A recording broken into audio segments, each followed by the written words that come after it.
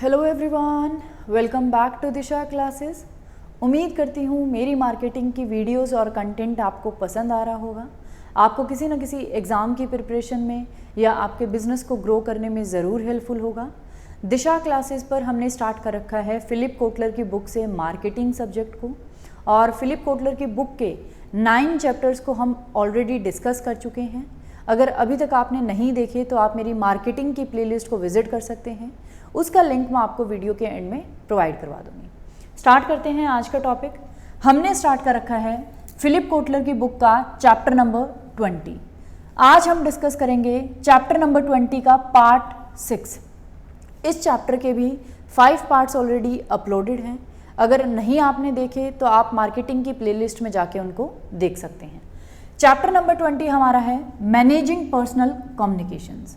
अगर हम communication methods की बात करें और उनमें भी अगर हम बात करें पर्सनल कम्युनिकेशन मेथड्स की, तो कंपनीज के पास 2 ऐसे कम्युनिकेशन के मेथड्स हैं जिनके थ्रू कंपनी अपनी कम्युनिकेशन को पर्सनली टारगेट कस्टमर तक पहुंचा सकती है। इन दोनों ही मेथड्स को कैसे डिज़ाइन किया जाता है, कैसे मैनेज किया जाता है, ये हम डिस्कस कर रहे हैं चैप्टर नंबर 20 में। पर्सनल कम्युनिकेशन के 2 मेथड्स कौन से हैं? फर्स्ट है direct and database marketing. Direct and database marketing में कंपनीज डायरेक्टली अपनी कम्युनिकेशन को टारगेट कस्टमर तक पहुंचाती हैं। सेकंड है पर्सनल सेलिंग। पर्सनल सेलिंग में कंपनी की सेल्स फोर्स मार्केट में जाके कस्टमर को विजिट करके हमारी कम्युनिकेशन को उन तक पहुंचाती है। तो ये है पर्सनल सेलिंग। ये दोनों ही मेथड्स पर्सनल कम्युनिकेशन के मेथड्स हैं कि कैसे कोई भी कंपनी अपनी कम्युनिकेशन को पर्सनली टारगेट कस्टमर तक पहुंचाती है। डायरेक्ट मार्केटिंग हमने स्टार्ट कर रखा है।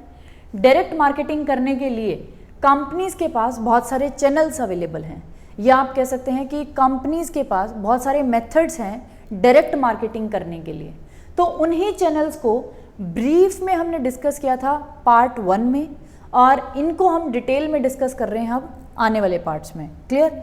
तो जो हमारा पहला चैनल है डायरेक्ट मार्केटिंग का, या हम कह सकते हैं डायरेक्ट मार्केटिंग करने के लिए पहला मेथड क्या है कंपनी के पास, तो वो है direct mail. Direct mail send करके आप अपनी कम्युनिकेशन को टारगेट कस्टमर तक पहुंचा सकते हैं, उनके ऑर्डर्स रिसीव कर सकते हैं और उनको directly goods and services deliver कर सकते हैं किसी भी मार्केटिंग मिडल मैन की हेल्प के बिना।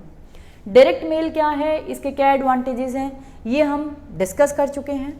हमने स्टार्ट कर रखा है कि जब भी कोई मार्केटर डायरेक्ट मेल के लिए कैंपेन तैयार करता है तो उसको कैसे उस कैंपेन को तैयार करना है, कैसे उसको डिज़ाइन करना है, मैनेज करना है, या क्या उसका प्रोसेस होता है।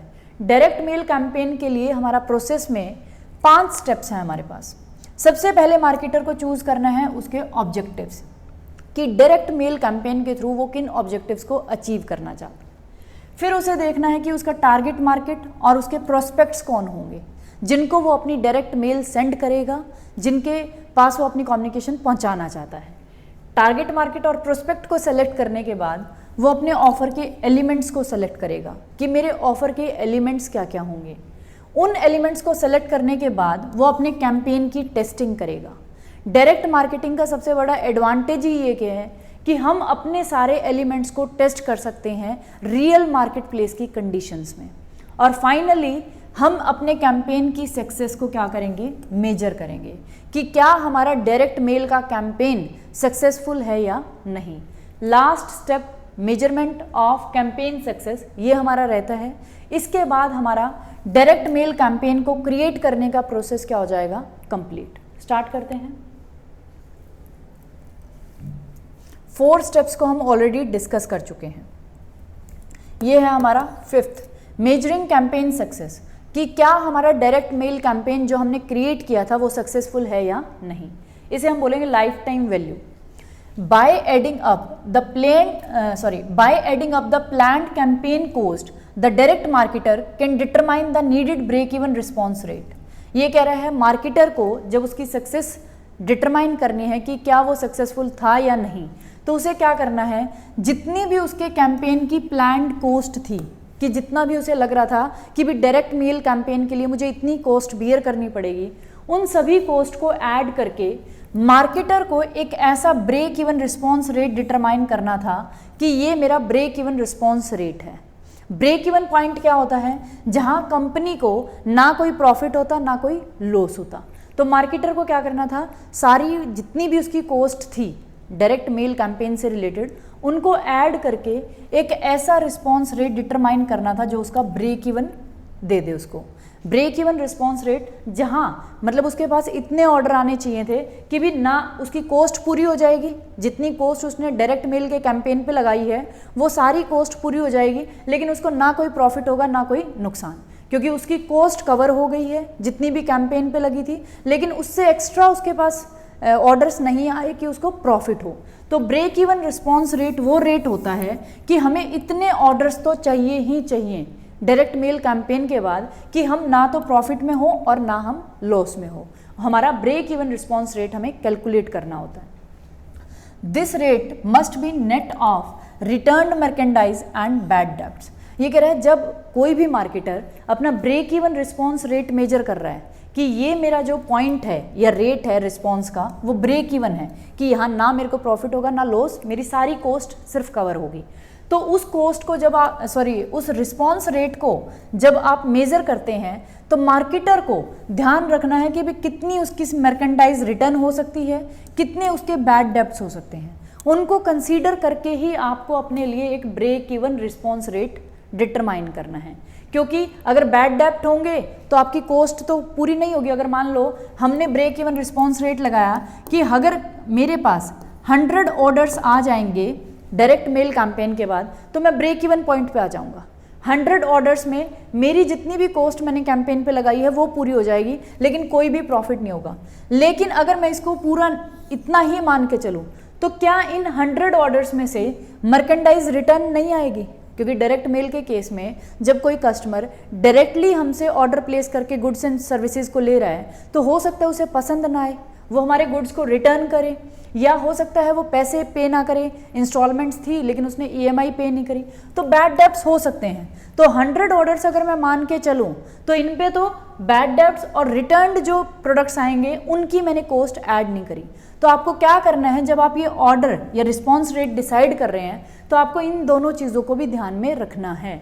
तो आप क्या करें, 100 की जगह पहले ही यहाँ 120 ऑर्डर्स लेके चलें कि 120 ऑर्डर्स अगर मेरे को आ जाते हैं तो वो मेरा ब्रेक इवन रिस्पॉन्स रेट होगा, कि ऐसा रिस्पॉन्स रेट जहां मुझे ना प्रॉफिट हो रहा ना लॉस। और इसमें मैंने क्या किया, अपने बैड डेब्ट्स को और जितने भी मुझे लगता था कि भी रिटर्न हो सकती हैं आइटम्स, उनको पहले ही क्या कर लिया, कंसीडर कर लिया दिस रेट। ठीक है। A specific campaign may fail to break even in the short run but can still be profitable in the long run if we factor in customer lifetime value। ये कह रहा है अगर हम किसी भी कैंपेन की बात करें तो वो कैंपेन हो सकता है कि भी शॉर्ट रन में ब्रेक इवन पे भी ना पहुंचे, शॉर्ट रन में तो वो आपको ब्रेक इवन रिस्पॉन्स रेट तक भी ना पहुंचे, लेकिन अगर हम लॉन्ग रन की बात करें तो वही कैंपेन आपका प्रॉफिटेबल हो सकता है अगर हम लाइफ टाइम कस्टमर की वैल्यू को कंसीडर करें। By calculating the average customer longevity, average customer annual expenditure, average gross margin minus the average cost of customer acquisition and maintenance. ये कह रहा है जो हमें कैंपेन लगता है कि भी शॉर्ट रन में ब्रेक इवन को भी क्रॉस नहीं कर पाया लेकिन वो लॉन्ग रन में प्रॉफिटेबल हो सकता है अगर हम कस्टमर की लाइफ टाइम वैल्यू को देखें कि भी कस्टमर पूरी लाइफ टाइम में हमें क्या वैल्यू या कंपनी को देगा।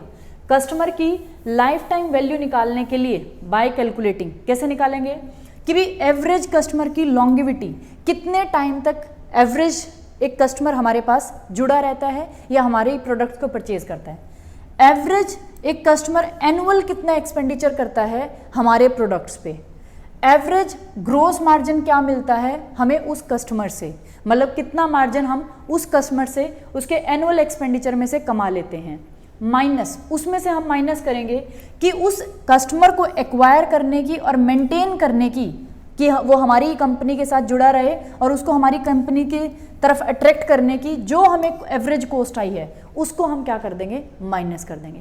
तो यहाँ से हमारी निकल जाती है कस्टमर की लाइफ टाइम वैल्यू कि एक कस्टमर पूरी लाइफ टाइम में एक कंपनी को क्या वैल्यू प्रोवाइड करवाएगा।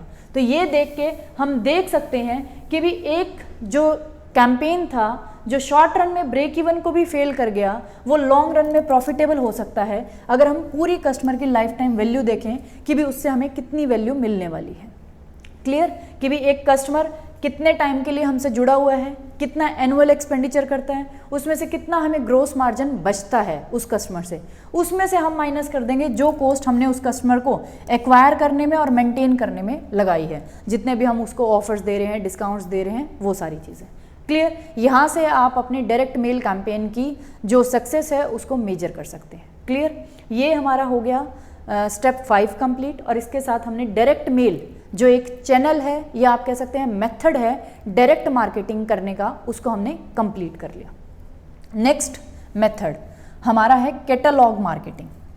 कैटलॉग मार्केटिंग क्या होती है और कैसे इसके थ्रू आप डायरेक्ट मार्केटिंग कर सकते हैं, ये हम इसमें स्टडी करेंगे। इसको हम करेंगे नेक्स्ट वीडियो में, अदरवाइज वीडियो बहुत लंबी हो जाएगी और ये इस टॉपिक से रिलेटेड भी नहीं है कि हम इसको साथ में ही डिस्कस करें। अगर आपको कोई भी डाउट हो तो आप मुझे कमेंट बॉक्स में कमेंट कर सकते हैं। Thank you for watching Disha classes. और जितने भी मेरे व्यूअर्स हैं उन सभी से रिक्वेस्ट है प्लीज़ वीडियोस को ज़्यादा से ज़्यादा शेयर करें।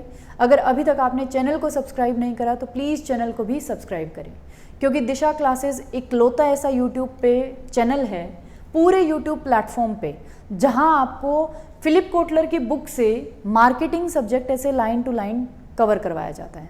पूरे यूट्यूब प्लेटफॉर्म पे आपको कोई भी चैनल नहीं मिलेगा फिलिप कोटलर की बुक से मार्केटिंग सब्जेक्ट को, और वो भी इस तरीके से करवाने वाला। तो आप सभी से रिक्वेस्ट है प्लीज़ चैनल को ग्रो करने में हेल्प करें और हो सके तो वीडियोज़ को ज़्यादा से ज़्यादा शेयर करें। Thank you for watching Disha classes.